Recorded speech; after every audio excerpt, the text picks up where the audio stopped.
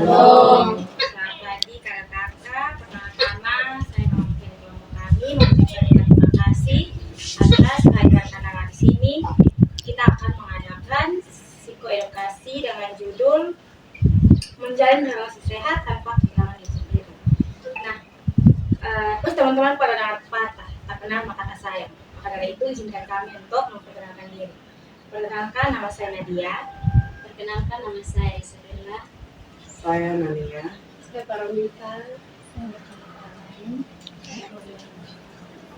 Baik, sebelum kita mulai kegiatan ini, saya minta Kakak Oi untuk pimpin kita di lanjut.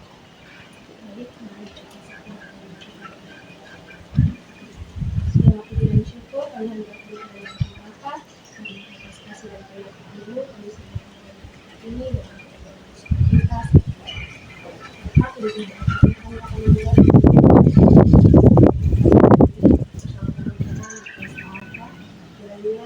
awal kegiatan kami berakhir dengan baik, berjalan dan berakhir dengan baik.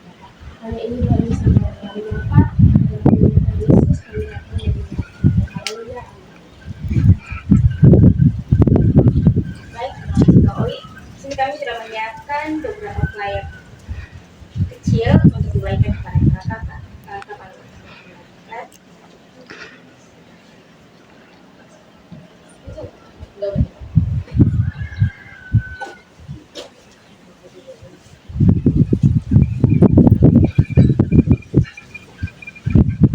Mungkin kakak-kakak bisa lihat di dalam itu ada 6 tema yang berbeda-beda. 6 tema itu yang akan dibagikan oleh kami. Jadi masing-masing dari kami akan membawakan satu tema yang berbeda.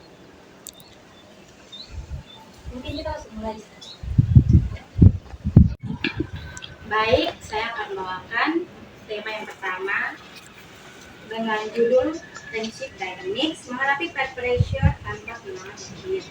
Sekarang kita akan membahas tentang pengertian. Situ ada mungkin ada bahasa asing yang teman-teman belum familiar. Ada friendship dynamics, itu artinya pola proses dan interaksi yang terjadi dalam hubungan pertemanan. Sedangkan peer pressure adalah tekanan atau pengaruh dari teman sebaya yang membuat seseorang mengikuti perilaku, pendapat, atau keputusan dari satu kelompok tertentu. Nah, tapi peer pressure ini atau tekanan dari teman kelompok itu tidak selalu buruk. Ada juga peer pressure yang positif. Contohnya, kawan tuh ajak ketemu ibadat sama-sama, jangan ketemu ibadat. Atau terus ketemu kerjain itu sama-sama, tapi kalau mengerti, kalau mengerti kan bisa ajar beta, atau beta mau ajak beta supaya dia mengerti. Atau harus ketemu di olahraga, atau di 1-2 putaran di itu buat membantu. Itu contoh peer pressure atau pengaruh dari teman yang baik. Sedangkan ada yang peer pressure itu yang buruk. Misalnya yang pertama tuh ketemukan ada teman kerja sekarang pinongkrong. Kalau ketemu ini pas-pas. Orang tua kirim dari kampung uangnya hanya untuk uang kos, uang untuk free, uang makan. Tapi kalau ketemukannya, jangan pinongkrong itu kan terlalu bagus. Contoh hal kalau mama kos ini secek. Namun kapan nih bayar uang kos? Setelah ini sudah tanggal nih, mama kos karena saya keluar dari kawan, mama kos tenang bisa. Tapi kepada orang tua yang sulit tahunya katanya sudah uang kos. Terus yang kedua ada yang begadang, ya sepele saat meeting. Kalau yang ini speaker, malah juga harus diurusin. Soalnya besok ini ada presentasi, ada kelihatan. Pokoknya imamnya harus diurusin. Bukan depan kos dan semua ada berkumpul ke bawahnya sampai belakang. Pikir merasa tertinggal ya. Dia harus duduk didengar, dia harus tahu. Padahal belum tentu itu yang noong itu malah itu kayak penting. Kayak bisa berpengaruh apa jadi beta hidup. Harusnya tadi bisa tidur lebih tidur supaya bangun dia sadar. Di kampus ini supaya bisa fokus, beta kayak semangat di kelas. Jadi itu tuh beberapa yang negatif. Selanjutnya yang ketiga, peer pressure yang negatif, meminjam barang karena tidak enak. Sebenarnya kita meminjam barang tuh akan berbuat baik atau membantu itu hal yang baik. Tapi kadang juga ketemu kawan, misalnya ketemu skincare, pakaian, syakir, uang dan lain-lain. Ada yang ketemu kan pakai. Bahkan pasti pada ada yang tadi itu lebih galak daripada kakak yang tadi. yang pinjam kita nah uang kuliah aja beda aja dulu nanti dulu nih 10.000 gitu tadi nah 10.000 nak ada perusahaan kasih iya toh terus kita bilang dalam hati sih terus oke kan kita perasaan aja yang tadi terus sampai perasaan nanti kalau sampai beli pasti nggak mungkin beli biar susah kan ketemu bisa nyaman mati ketemu ada berat nggak sih ketemu cuma pakai tapi karena takut ketemu kayak anggap pilih dianggap apa sudah kasih berdiri nanti mau bagi berapa itu di kantong ada besok pikir padahal beta jadi gitu yang berikut ikut bagus sih sebenarnya ini sepele hanya ketemu nih kayak teman ya omong nih yang sebenarnya itu omongan sambil berpengaruh ke ketemu sambil ketemu berkembang jadi ketemu buruk berjanji untuk ikut bagus gitu buat apa lebih ketemu bahasnya yang bilang tugas kau apapun yang lebih positif jadi kalau kayak kalau ada bagus itu kamu nggak sayang sana ada pengaruh apa sih itu artis dong influencer ataupun hidup yang kelima menunda belajar karena takut tidak solid kata keras kata pusing kok kan anda pas jawab dia ada tugas besok 1 jam sah kata apa video ini pun masih 2 jam sampai ambil siang padahal besoknya ada presentasi besok ini sudah tugas kan karena kan aja kakak seberasa dia pikir dulu terus tiap hari sampai tahu nanti nilai keluar berapa itu ini yang terakhir biasa di perempuan perempuan mengikuti standar bisa dengan sama perempuan kita ini ini warna pokoknya dari merah sampai ungu sampai putih juga ada jika tahu juga harus ikut FOMO kan muka bilang cantik itu harus lurus cantik itu harus ini kalau kata lu yaman sebenarnya sebelum makan yang dia berasa beta isu melihat dan menilai ini bisa cantik bisa perlu harus mengikut tapi karena sebuah kali doang semua circle yang satu circle itu harus putih harus kurus baru bilang sebenarnya sampai segitu nih jadi beberapa contoh yang tadi ada 6 contoh tuh sebenarnya itu pressure yang buruk sebenarnya sama apa kan berbeda dari utama bukan selagi itu bukan hal yang negatif sebenarnya itu sangat apa di sini saya akan kasih cara menolak dengan asertif asertif itu atau menyampaikan pendapat dengan tegas tanpa menyakiti hati atau perasaan orang lain. Ada beberapa contoh kalimat yang pertama, makasih seojak beta, tapi beta ini sebenarnya bisa ikut beta ada tugas. Atau yang kedua, bisa kurang nyaman kalau ketong ngomong begitu deh. Atau kurang nyaman kalau lu punya berbontak sampai kembali. Bisa kok lain kali. Kalau memang usaha ada kita berpaisa, jangan masa lu yang di beta, lu yang bilang beta kan bisa lucu dong. Atau bilang ini, oh bosong pilihan atau bosan keputusan begitu tapi ada keputusan yang beda dihadap bosan bisa mengerti beda itu contoh-contoh kalimat yang kayak kalau ada ajakan dari kawan terus kakak bisa nyaman terus sampai dia tuh sopan tegas tapi sama menyakiti sopan jadi kayak tetap setelah kosong tolak tuh kosong pertemanan tetap baik terus yang terakhir ini ada ciri pertemanan yang sehat yang pertama adalah saling menghormati terutama kalau ketemukan itu ada perbedaan pendapat. Jadi kalau kayak misalnya ada satu kosong ada kasih pendapat terus kosong bukan kayak bilang, semua dulu nih jangan beda jangan apa, pokoknya harus ikut itu kalau bilang A ya bersama A. Sebenarnya sobi harus menghormati harus kayak oh itu pendapat ini pendapat oh. Tak usah memaksa bilang dia harus ikut ini atau lu harus ikut ini. Terus yang kedua itu tidak memaksa, yang ketiga mendukung perkembangan diri ke arah yang positif dan yang terakhir teman-teman yang lain itu memberi ruang untuk ketemu menjadi diri sendiri. Nah mungkin itu sekian dari saya. Sebagai penutup saya mau bilang kalau jangan sampai dengan musik masuk satu circle tertentu kamu malah bilang terus terbaik dari diri. Sekian dari saya, terima kasih. Baik, saya akan melanjutkan materi dengan monelis integral yang artinya mengatasi rasa sepi di tengah keramaian sosial. Di sini pengertiannya itu kondisi ketika seseorang merasa kesepian, terasing atau tidak memiliki hubungan emosional yang bermakna meskipun berada di tengah banyak orang atau aktif dalam lingkungan sosial. Di sini ada ciri-ciri merasa sendiri. Yang pertama itu merasa sendirian meskipun berada di antara banyak orang. Bersama kayak ketong anak kos nih. Kalau ketong di sini teman-teman ada beberapa kamar. Ada teman kos yang dia merasa sonde akrab atau mungkin jarang keluar kamar atau mungkin jarang sapa teman-teman yang lain toh. Nah, mungkin di kos ada salah satu yang begitu. Yang kedua itu sulit membangun hubungan yang dekat dan bermakna. Nah, sama kayak ketong di kampus atau di kos, ketong nih sulit bergaul dengan orang lain, sulit membangun ketong punya, sulit komunikasi dengan teman-teman yang lain, sulit berbicara, atau mungkin perasaan nih, dia lebih pintar beta ya, besok mau ngomong dengan dia, apa perasaan. Kalau dia ngomong salah, nanti dia bilang apa ya. Nah itu. Yang ketiga itu merasa tidak dipahami atau tidak diingat benar. Nah, mungkin kayak ketong ngomong dengan dia pas dia ada sibuk dan dia sang jawab toh. Nah ketong merasa itu. Mungkin dia salah omong kok, atau mungkin beta terlihat biasa-biasa saja di depan dia kok, atau mungkin ketong merasa ini kurang pintar atau kurang apa ya, makanya dia omong dengan dia sampai pernah dengar beta. Yang berikut mengalami kekosongan emosional setelah berinteraksi dengan orang lain. Nah di sini mengalami kekosongan emosional setelah berinteraksi dengan orang lain itu ya. Ketong habis ya ketong sudah ngomong dengan dia toh, tapi kayak merasa ketong sudah dengar, ketong rasa kayak ini sempat ngomong dengan dia ya. Jadi dia merasa kayak ketong merasa menghindar dari dia. Dia semua ngomong dengan dia lah ya. Lain kali dia sama cerita di dia lah ya. Dia cerita di dia nih, dia bilang jangan sampai dia berkata ke teman-teman yang lain bilang beta nih begini-begini, beta nih sombrai, atau mungkin beta nih salah omong, dia biasa perasaan dia sama omong dengan dia. Yang dari itu merasa terisolasi meskipun memiliki banyak kenalan atau pengikut di media sosial. Nah, jadi ketong sampai ketong nih ada sekarang ini terjadi Instagram.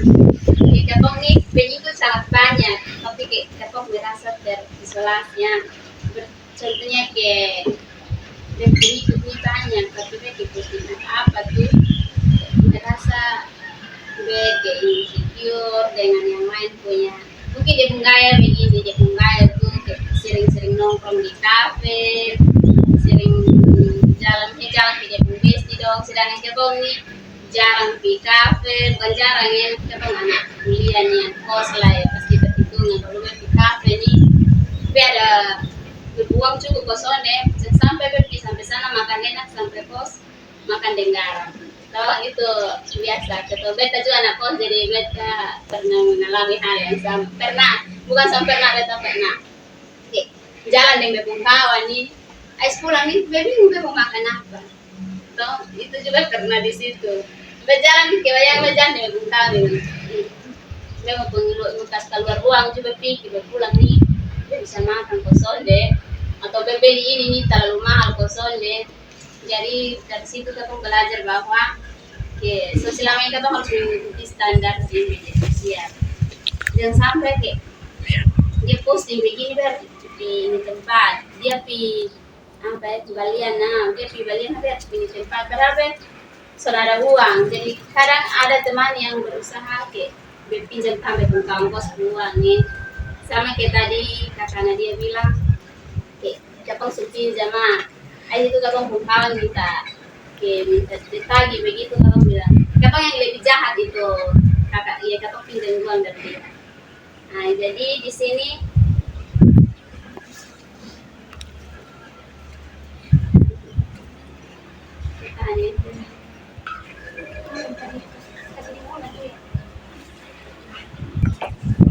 nah di situ tadi saya menjelaskan beberapa dalam ada lima poin. Nah itu dia punya penyebabnya itu kurangnya rasa memiliki, merasa tidak cocok atau tidak diterima dalam kelompok tertentu.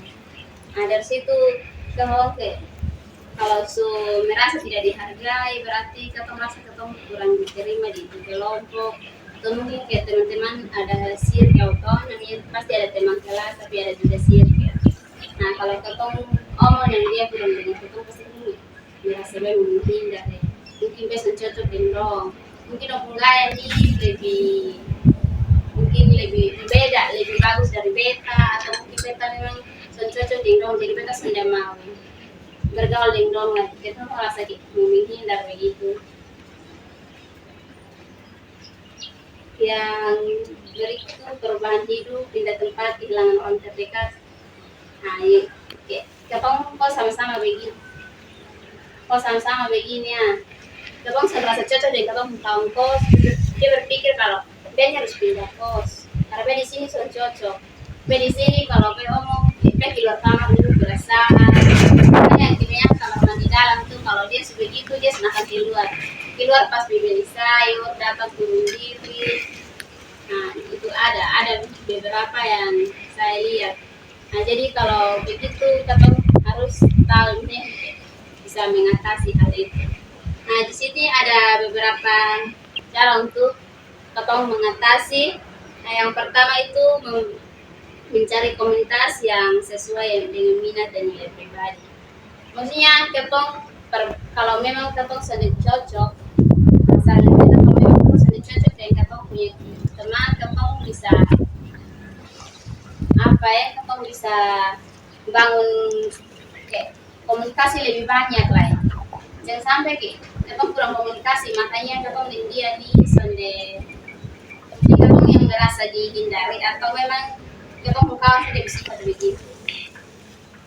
Nah, di sini ada dia punya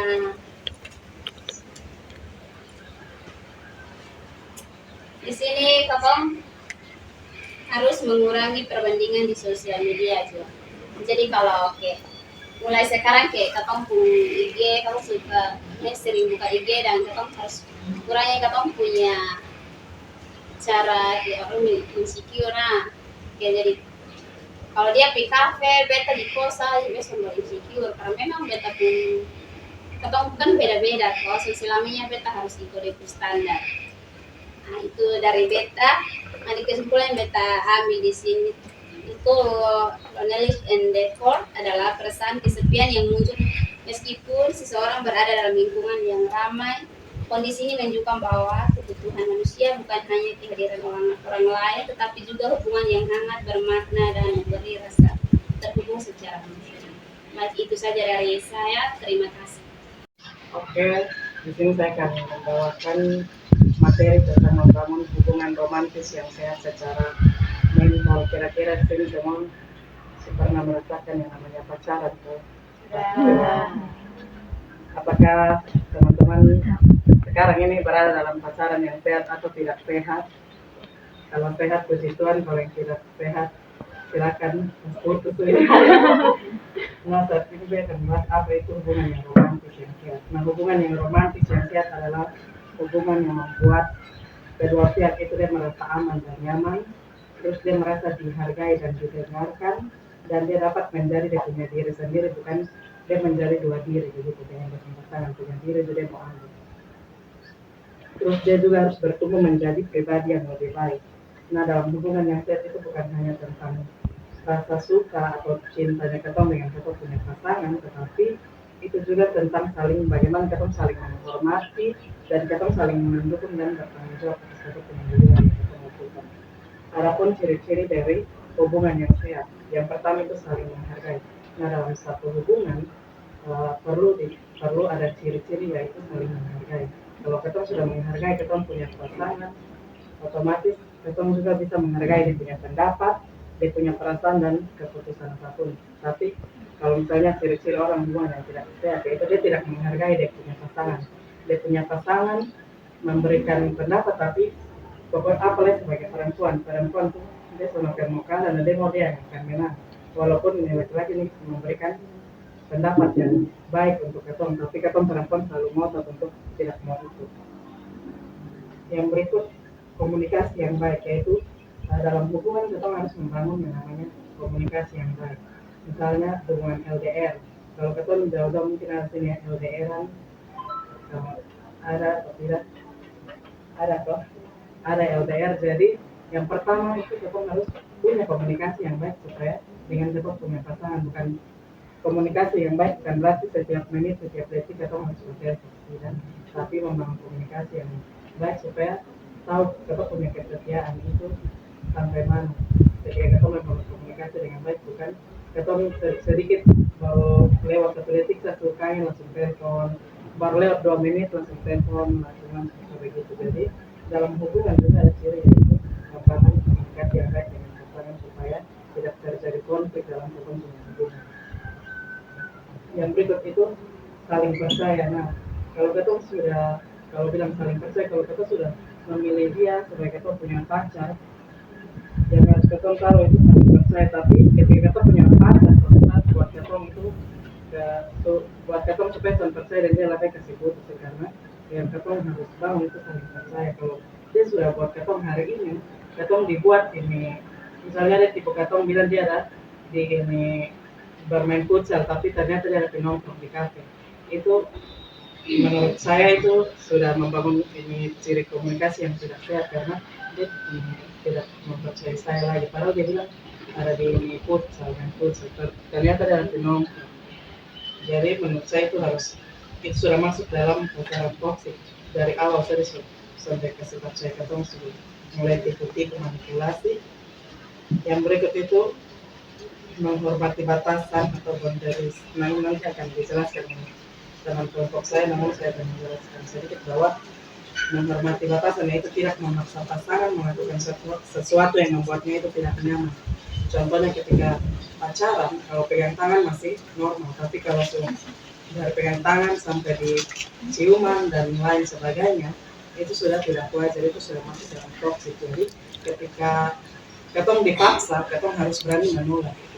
Ketika ketong diajak untuk buat hal-hal yang negatif, itu ketong sebagai perempuan jangan membuat diri lemah, tapi ketong harus berani untuk menolak. Jangan mau saja ikut nafsu atau keinginan dagingnya ketong, tapi ketong harus berani menolak itu semua. Karena kalau ketong melakukan, ketong menikmati sesaat, tapi ketong akan menyesal selamanya. Yang berikut adapun tanda-tanda dari hubungan yang tidak sehat. Yang pertama itu sering sekali dia mengontrol pasangan. Pasangan gimana sah ini hari lu dia akan tanya lu dan dia chat berentet. Dia selalu kontrol pasangan, belum di mana dan habis itu misalnya dia punya pasangan dengan dia punya teman dekat tuh ada ini cuma tanya-tanya tapi dia cemburu. Itu dia muka di sana pasti sama betul, karena padahal dia punya teman dekat sendiri saja bisa cemburu. Jadi ketemu tanda-tanda hubungan yang tidak serius itu ketemu terlalu sering sekali mengontrol ini pasangan. Yang berikut itu ini cemburu secara berlebihan. Dalam hubungan pasti ada orang-orang yang dimana dia itu suka cemburu berlebihan. Kalau misalnya beta pacaran dengan orang yang suka cemburu berlebihan, dia akan pacaran dengan dia. Buat apa? Kecuali beta ada buat salah baru lu cemburu, oke. Tapi kalau selagi beta masih ada di porsi yang tidak buat sesuatu yang membuat lu cemburu, buat apa lu harus permasalahkan itu? Tapi kalau itu kalau dari beta dia langsung putuskan dia selesai itu juga, karena beta orangnya tidak suka laki yang suka cemburu. Padahal beta yang kawan dekat, apalagi kalau ketemu perempuan yang friendly yang punya banyak kawan laki-laki, itu biasa kadang-kadang sebagai pasangan laki-laki itu suka cemburu yang seperti itu. Yang berikut itu memaksa pasangan untuk mengikuti semua keinginan ini tolong dong jemput beta di ini kampus, asik antar beta di sini, asik antar beta di Osao, asik antar di Naibona. Jadi itu termasuk dalam hubungan itu. Padahal dia punya tujuan nih satu, tapi dia kasih putar dengan pasangan nih ini hari ketemu di sini sana di sini. Habis itu sampai di tempat itu kita di ini lain sah.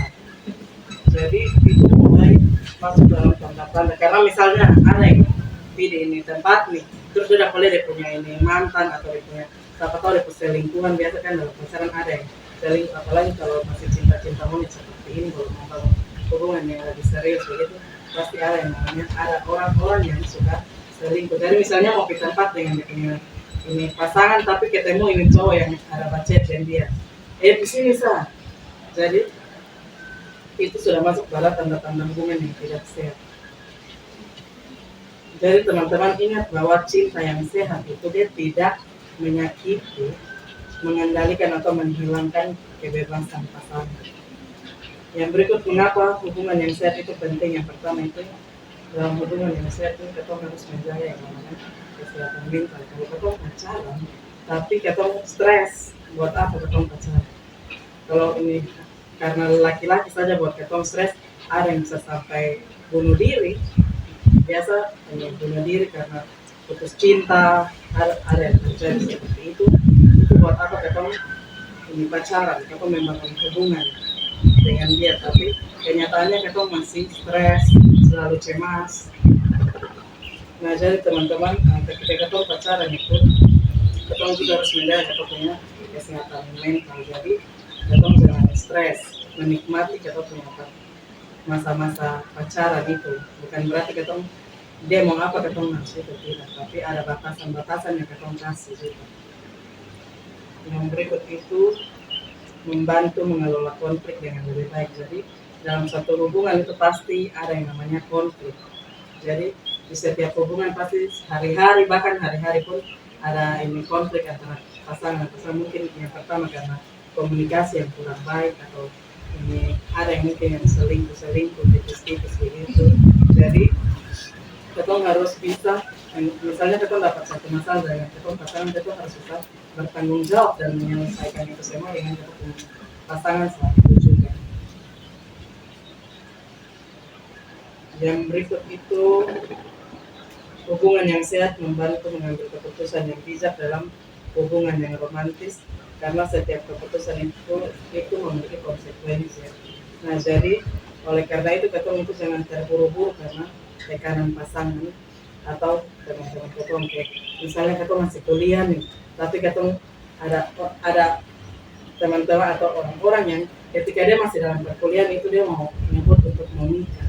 Kalau dia sudah tahu dalam ini nikah itu apa-apa saja yang harus disiapkan, itu sangat ribet, bukan persiapan secara fisik, secara jasmani, tapi secara mental. Karena setelah nikah apa yang ketong lakukan, apalagi ketong masih berkuliah, itu juga menjadi salah satu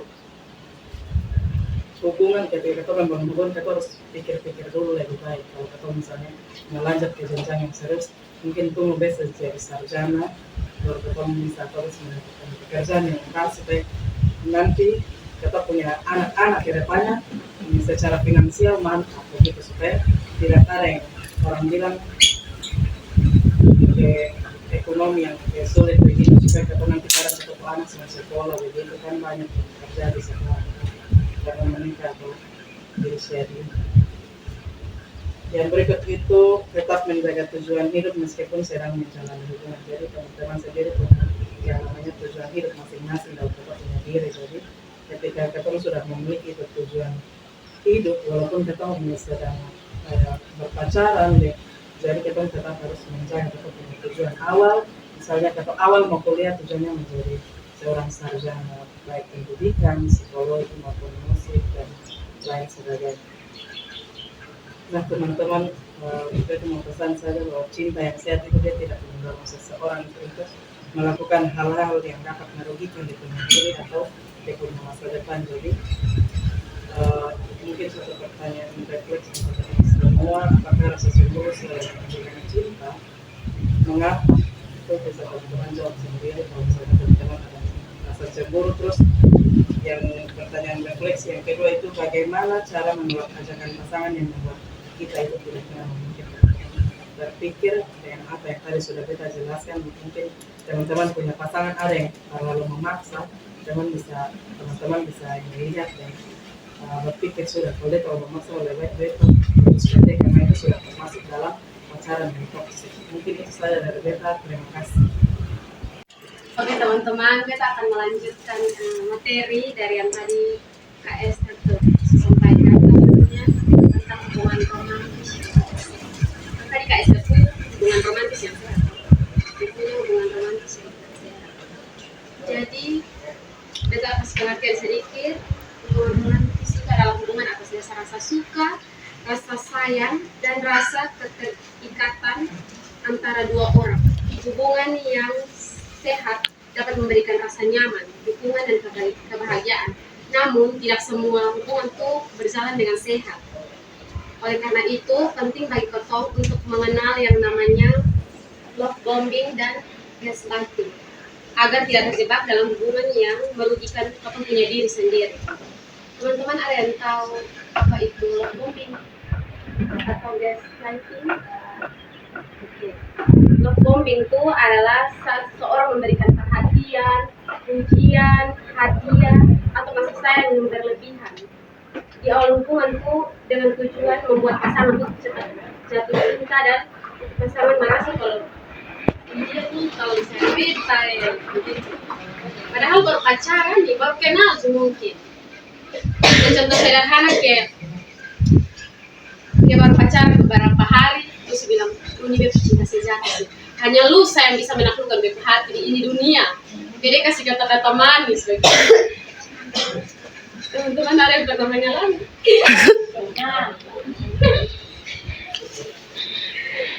Terus yang kedua tuh, contoh kedua tuh kayak dia sudah memberikan ruang atau kayak Esther bilang tuh, jika pun mau dengan kawan, mau dengan keluarga, bikin apa, saya pasti dia tanya, pasti dia chat, terus pasti dia telepon, pasti ada yang kayak pacaran dulu, pacaran mau di kampus, biar kuliah, biar ada yang bikin kontak, shopping, kopi, jalan makan di mana tuh, PC terus.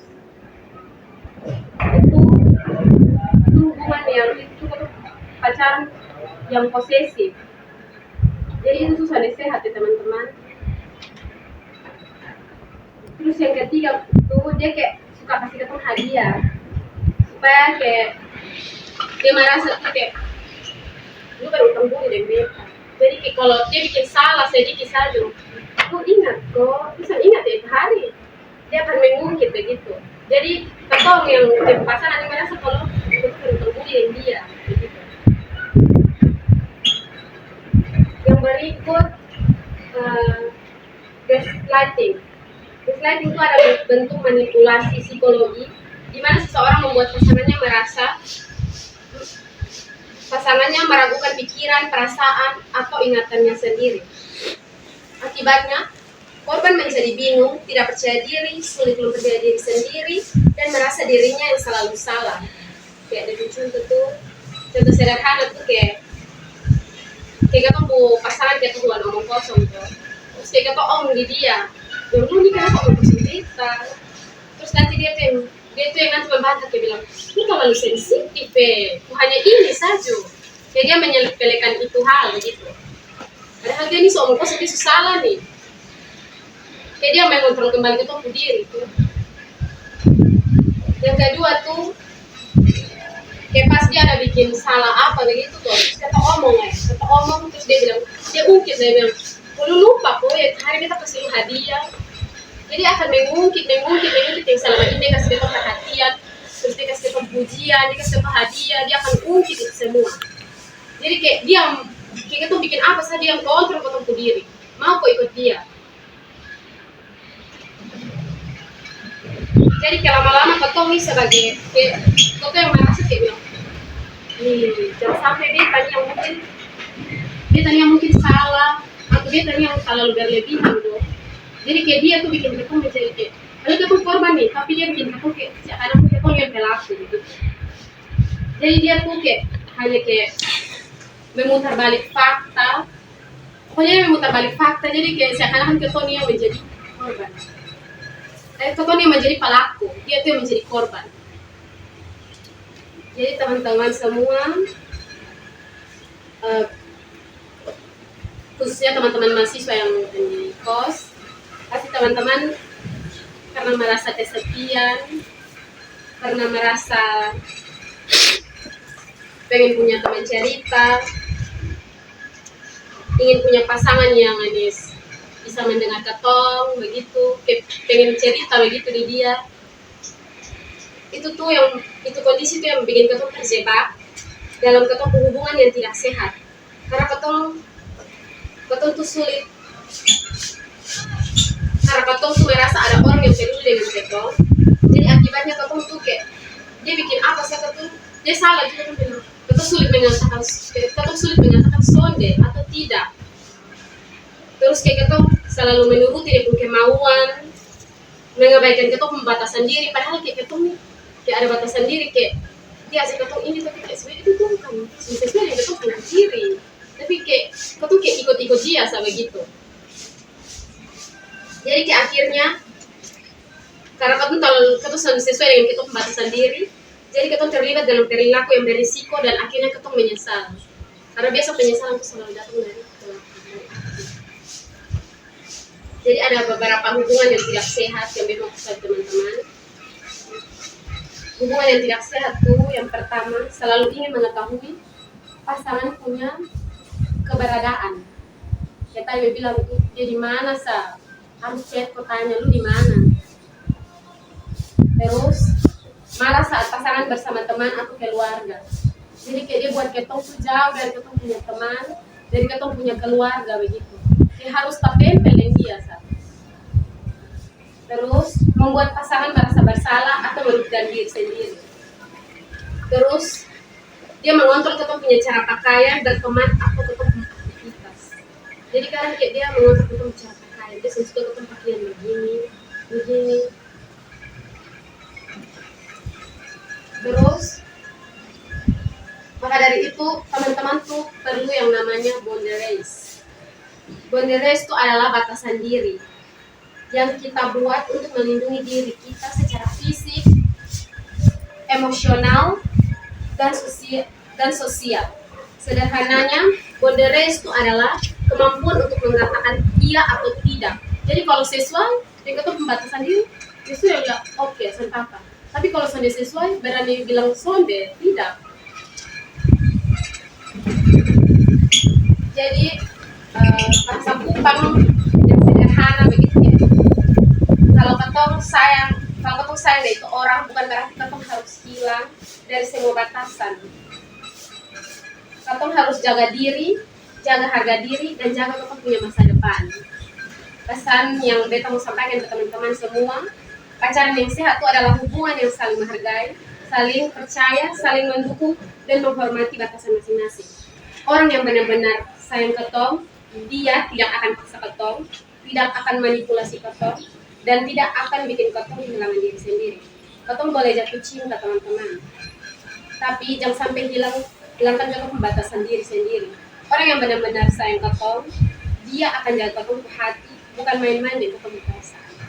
Sekian dari saya, terima kasih. Salam teman-teman. Salam. Mari. Mantap. Sekarang kita masuk di topik yang kelima, yaitu saying no without regret.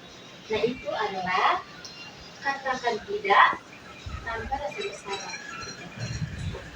Siapa yang di sini kalau misalnya dia punya kawan minta tolong tuh dia bisa kalau dia tolak. Ini harus diubah ya teman. Nah, kita masuk. Ada yang tahu kok batasan pribadi itu apa?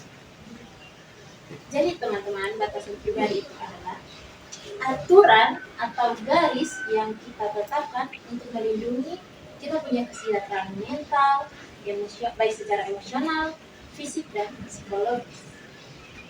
Nah, mengapa untuk menerapkan tidak itu terasa sulit? Yang pertama itu kita pasti rasa kalau kita merasa bersalah begitu kalau kita nonton orang punya orang bertolongan gitu. Kita takut kita mengecewakan kita kawan, pasti ada yang begitu toh. Nah itu salah teman-teman. Terus yang berikut itu keyakinan kalau saya harus bantu orang, ya. Kayak ada yang dalam diri dari sekarang kan kalau kita ini harus bantu orang. Jadi kayak orang minta tolong apa saja mau terus tanpa dia pikir dari diri sendiri. Nah itu salah ya teman-teman. Nah yang berikut ada dampak juga. Dampak kalau kita tidak punya batasan. Yang pertama, kita tuh pasti akan lelah secara emosional dan lelah secara fisik. Kalau teman-teman sudah punya batasan, orang ketolong teks dia oke baik ikut sa. Kalau pikir dari diri sendiri, misalnya orang minta tolong jam 3, habis jam 3 iya.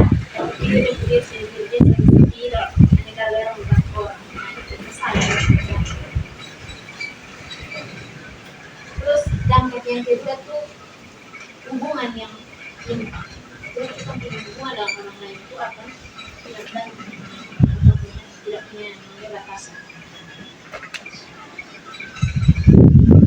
Berikut ada jenis batasan yang bisa terdapat di doku. Yang pertama, batasan komunikasi. Nah, kapan kita bisa menerima pesan dan topik yang bisa dibahas. Jadi misalnya di grup kawan, kalau kawan si bahas yang tip pembahasan soal lain, jalan sih, itu pasti mulai emosi. Pokoknya dari teman-teman tuh harus punya batasan komunikasi, ya. Batasan komunikasi. Jadi orang lain kalau seorang hal yang seharusnya tidak jalan. Ya. Yang berikut, batasan waktu dan energi. Kapan kita tersedia untuk orang lain dan kapan tidak. Misalnya nih, dia punya chat jam 1, 2, 3 tersian juga. Pokoknya dia harus balas itu saat itu. Kalau saya bisa, itu boleh. Itu dari teman-teman harus punya batasan waktu ya dan energi. Teman-teman juga punya waktu untuk istirahat. Jam hidup, pokoknya harus bangun kau balas. Kalau saya hari hancur. Yang berikut, batasan fisik. Sentuhan, kita di KS tersejelaskan. Dengan tangan sih boleh, kalau sampai dan lain, stop. Jangan, boleh. Berikut ada batasan finansial, pinjaman atau hadiah. Misalnya nih, dia punya pinjam terus dia jadi kasih. Itu boleh. Terus hadiah, jangan kau pikir kayak orang kasih hadiah dia ini dia cuma mau lebih nilai tanpa dia pikir dia punya finansial nih pas-pasan, jadi harus boleh. Yang berikut ada batasan emosional. Harus punya batasan emosional. Seberapa jauh engkau terlibat dalam masalah orang lain. Misalnya dia berkawan ada masalah dan dia punya pokoknya itu jadi semua urusan. Boleh teman-teman. Mungkin teman-teman bisa kasih dia solusi atau apa, tapi jangan gampang.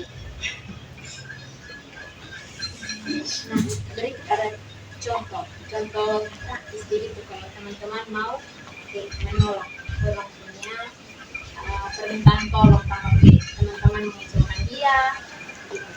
Yang pertama, teman-teman bisa maaf beta belum bisa atau apa. Teman-teman menolak tapi dengan cara yang tegas namun sopan begitu, supaya teman-teman itu jangan kecewa begitu ya.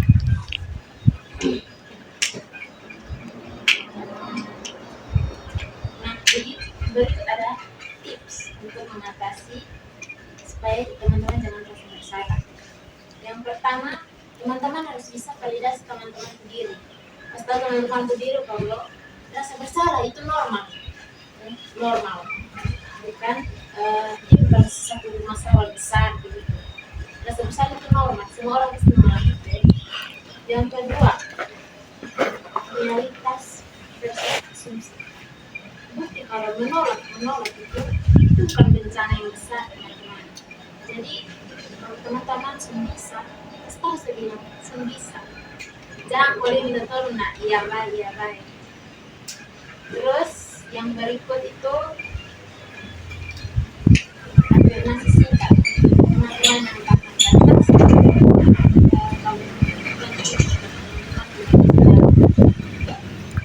jadi sebagai contohnya ada kesimpulan untuk teman-teman.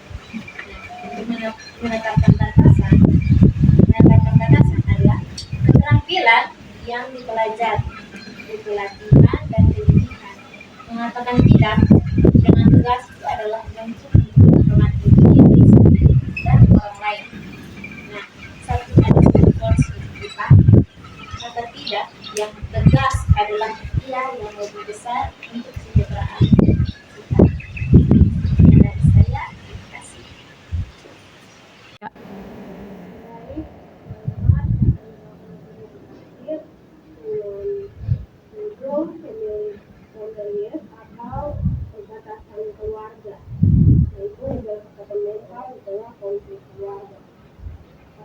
Tentunya kita sebagai individu yang berada pada tahap perkembangan usia dewasa awal, tentu kita dihadapkan pada tantangan kompleks dalam mengelola hubungan dengan keluarga kita, di mana di masa ini itu merupakan periode transisi sosial menuju kemandirian. Namun dalam proses ini seringkali kita terkendala oleh dinamika politik keluarga, terutama ketika kita berhadapan dengan isu-isu sensitif seperti hubungan romantis dan ekspektasi sosial, yang mana tanpa adanya batasan keluarga yang sehat, tekanan dan konflik internal itu dapat berdampak terhadap kesehatan mental kita. Kita perlu tahu apa itu boundaries atau batasan keluarga. Karena batasan keluarga itu merupakan garis batas yang jelas yang ditetapkan oleh kita untuk memisahkan antara kebutuhan kita, pikiran kita, perasaan kita, dan tanggung jawab kita dengan anggota keluarga kita. Ketika kita membuat batasan, itu bukan berarti kita memutuskan hubungan kita dengan keluarga kita, melainkan aturan interaksi yang mengatur seberapa jauh orang lain boleh terlibat dalam kehidupan pribadi kita.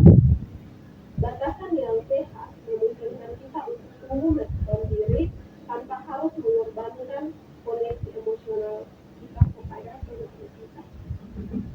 Kita juga perlu tahu pentingnya batasan keluarga bagi kesehatan mental kita, di mana dalam konteks hubungan kita dan dalam kehidupan sosial kita sebagai mahasiswa-mahasiswi, ketiadaan batasan yang jelas itu seringkali menjadi sumber stres bagi diri kita sendiri.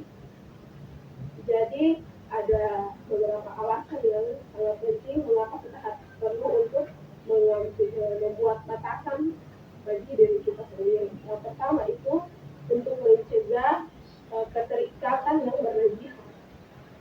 Jadi di mana tanpa batasan untuk diri kita sendiri, kita seringkali merasa sulit untuk membedakan mana emosi dan keinginan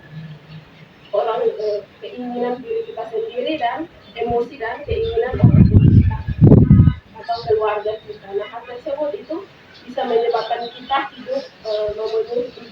memenuhi semua ekspektasi dari keluarga kita.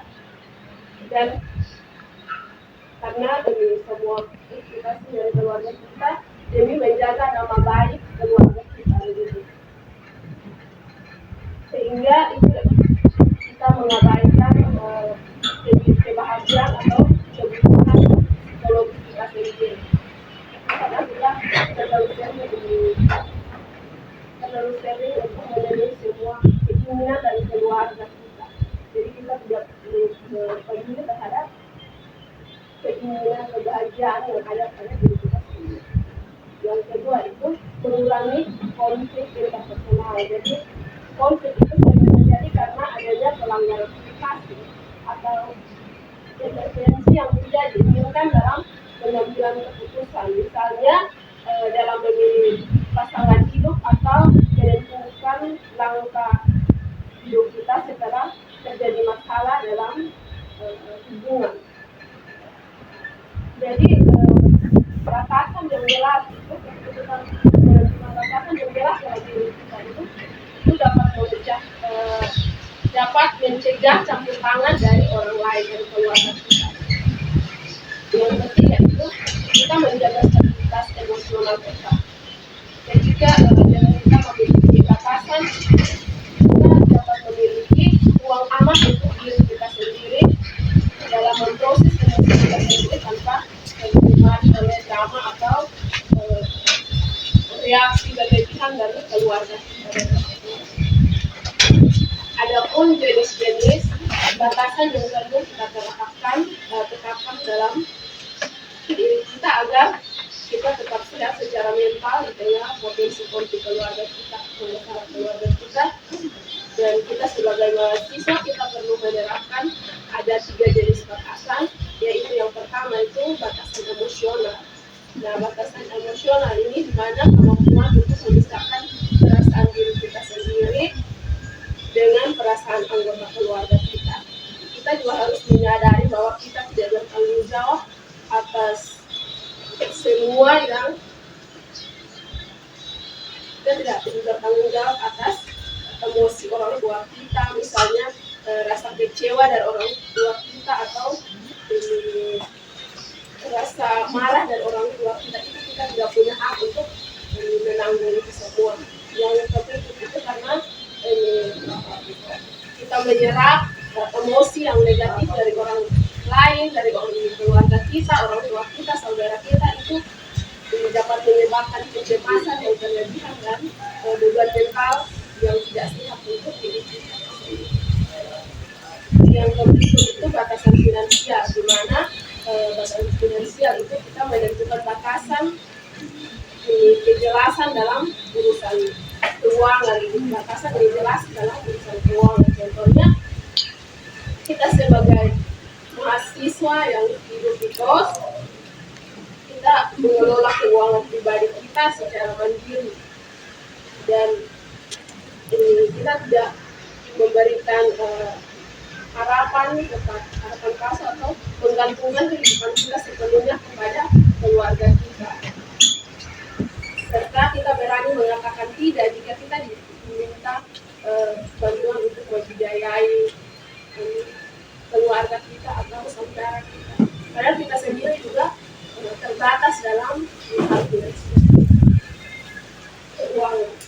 Nah, yang berikut itu batasan fisik dan mental. Saya kira ini dapat saya juga sudah menyampaikan di semua, tapi saya sedikit.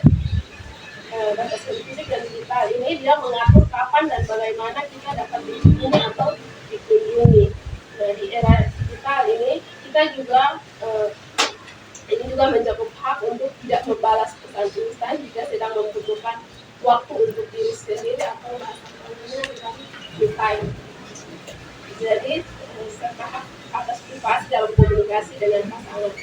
Contohnya, kita punya keluarga yang sering datang berkunjung ke kos kita, atau saudara, atau keluarga kita yang biasa datang berkunjung ke kos kita, berkunjungi setiap hari selama berkunjung tanpa kenal waktu, kenal batas, sampai malam dia masih ada. Saya kalau sendiri itu waktu untuk diri sendiri, untuk uang untuk diri sendiri, mau istirahat, tapi keluarga dia selalu datang terus setiap hari, dia datang tanpa merasa dibantu sama sekali.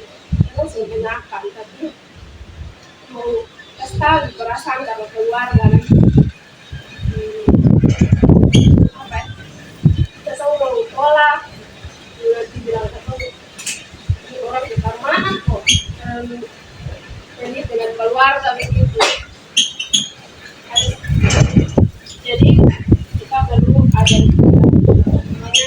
batasan untuk diri kita dan keluarga kita. Jadi sedikit dari saya menutup dengan strategi yang habis menjadi batasan untuk diri kita. Dan yang pertama itu kita perlu kenali dan komunikasi kebutuhan diri kita. Yang kedua itu konsistensi dan